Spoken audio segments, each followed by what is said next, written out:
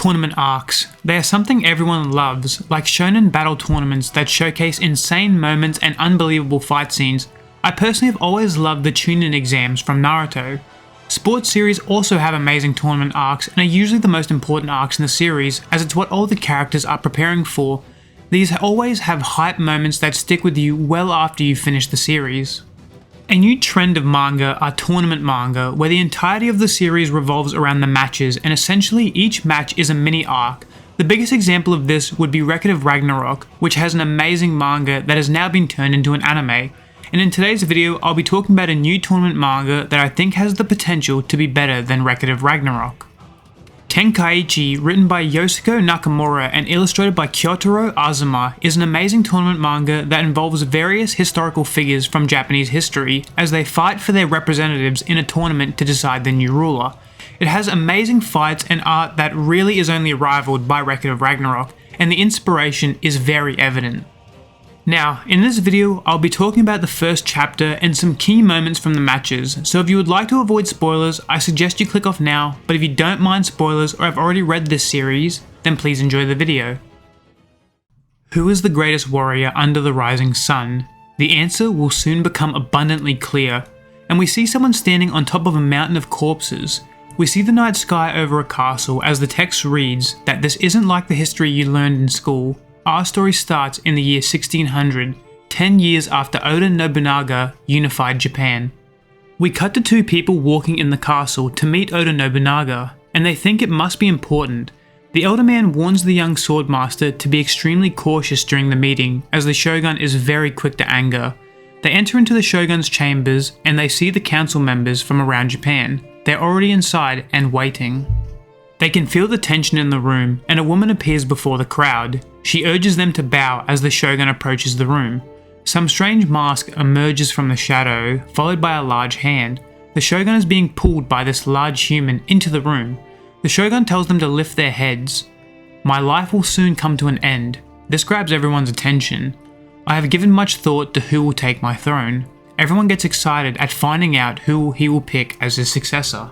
My son, my loyal retainers, or shall we take a vote? All of these are so dull I could die. I want to see a war. Yes, a bloody war between all of the most skilled warriors in Japan. Everyone is stunned. If you thirst to rule, bring your strongest warrior, and then the whole nation is yours for the taking. The shogun will give the throne to whoever has the warrior who wins this tournament. A council member openly opposes the idea as it could ruin the peace the country has enjoyed for the last 10 years. The man is struck by a metal fan and dies instantly. It was thrown by the large human. The woman from earlier tells the audience that the shogun speaks the word of the gods and that blasphemy will face heaven's wrath. This quiets the room. Everyone bows and we see the councilman from earlier hates the idea, but the man he was with begins to laugh. He is overjoyed at the chance to paint the land red with blood, and the shogun declares the beginning of the Tenkaichi tournament. We cut to 10 days later as the news begins to spread across Japan. At another castle, a messenger has come to find his lord's fighter, but he has left on a banquet. We see people playing music and dancing during the banquet as a large man drinks what I'm assuming is sake from a large wooden bucket. This is Honda Tadakatsu, and he is the lord of the Otaki castle. He asks for a refill, but someone replies, "No more refills for you, I'm afraid." The man from earlier argues with the lord about his behaviour, and the lord just tells him that he's done with politics. We learn that Honda used to be a renowned warrior who never lost a battle, but he has fallen from grace.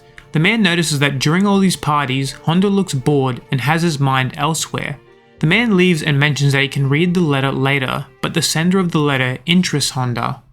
Honda snatches the letter and quickly reads it. At the same time, a large bull appears and charges towards him. He doesn't even react as he continues reading the letter, and upon learning about the tournament, a massive grin appears across his face. The bull rams Honda, but to everyone's surprise, he stopped it all by himself. He then picks up the bull and slams it into the ground, showcasing his freakish strength.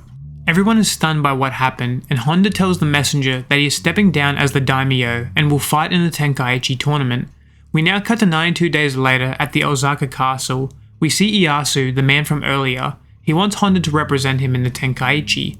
His meditating is disturbed by a familiar voice. In walks Honda, who looks completely different from his out-of-shape self. They both chat and catch up. Ieyasu is conflicted about the tournament as he wants to keep the peace but feels guilty about doing it through bloodshed. Honda tells him to stop worrying and that the ends justify the means. Honda holds Ieyasu up as they look over the land and he tells him that he's going to dominate the tournament so that he can rule. We then cut to them entering the tournament for the opening ceremony, and as Honda and Ieyasu enter, they are greeted by all the fighters and we get our first glimpse at the other competitors we will be seeing throughout the tournament.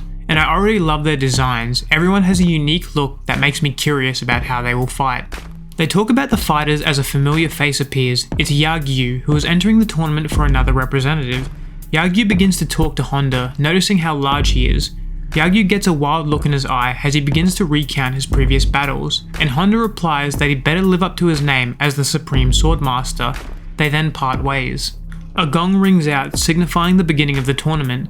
The woman and large man who work for the Shogun welcome everyone to the tournament, and we learn that the tournament will have 16 fighters. They explain the stakes of the tournament again, and the tournament format becomes visible, and we see the brackets as well as a better look at some of the fighters.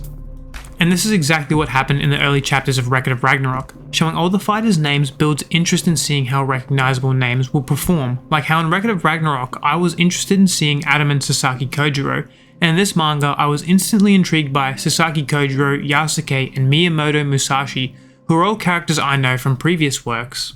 As they read the names, Honda notices that he's fighting a nobody, and that he thought this tournament would only have established fighters. Phew, that was a great nap, someone says behind him. The man notices that everyone is here, and Honda asks who is this punk. The man then stands up and towers over Honda, but Honda notices he's young and asks his name. It's Miyamoto Musashi, he responds, and we see this story's version of the legendary samurai. We then see that these two are the first round matchup.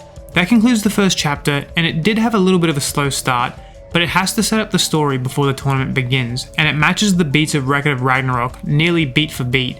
But the art style and introduction for the first match was more than enough to keep me interested in seeing what happens next.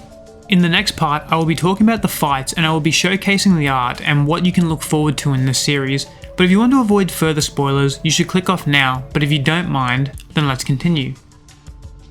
Hype. Hype is one thing this series nails, from matchups with historical legends or just fights that are unbelievably enjoyable to watch.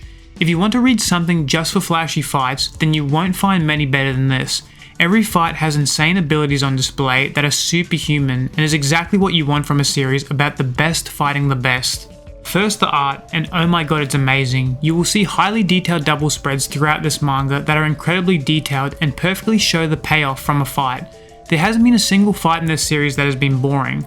The character designs are also phenomenal, with each character having a wildly unique design that complements their fighting styles. Before each fight, we get a backstory that explores the fighters a little more, and they are always cool to see. It adds a nice change of pace to the fights we watch and gives the readers a breather in between the fights that are full force from the jump. This manga also does not pull away from the gore, and every fight leaves both fighters drenched in blood and occasionally missing limbs, which raises the question as to how some fighters will be able to continue after round 1. This manga is a treat for anyone that loves fights and tournament arcs. Right now the series has one more fight left in the first round, which is crazy to say because what we have gotten already has been nothing short of incredible, and I can't wait to catch up on this series when more fights have concluded. I hope in this video I've convinced some of you to try this amazing manga. Well, that's it from me. If you enjoyed the video, please like and subscribe, and I'll see you in the next one. Bye!